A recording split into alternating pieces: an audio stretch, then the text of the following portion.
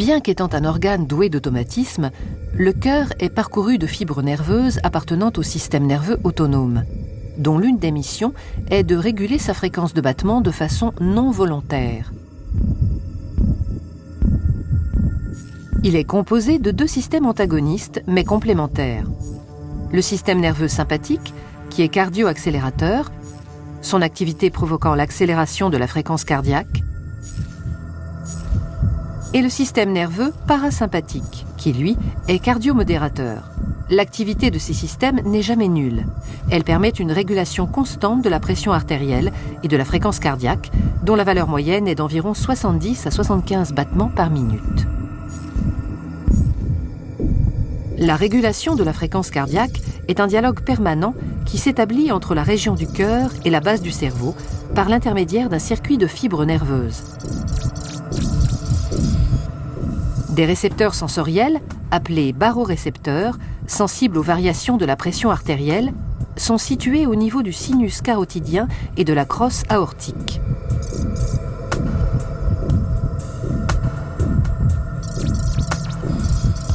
Au repos, l'activité cardio-modératrice l'emporte sur l'activité cardio-accélératrice.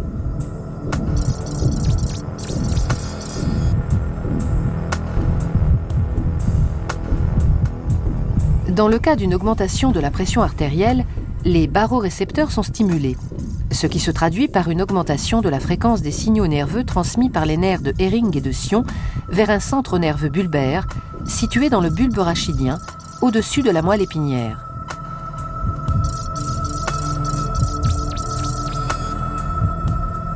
Ce dernier élabore une réponse adaptée en augmentant l'activité des nerfs parasympathiques et en diminuant celle des nerfs sympathiques.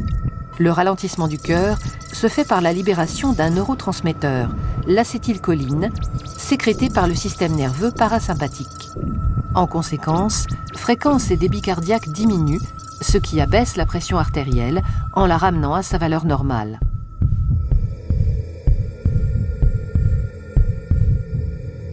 En cas de diminution de la pression artérielle, le mécanisme inverse se met en place. La fréquence des signaux transmis par les nerfs de Hering et de Sion vers le centre nerveux bulbaire est réduite.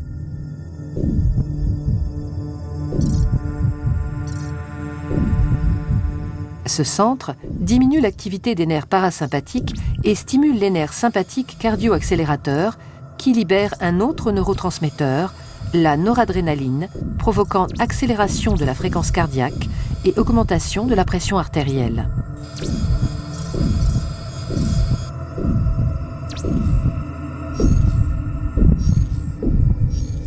Ces mécanismes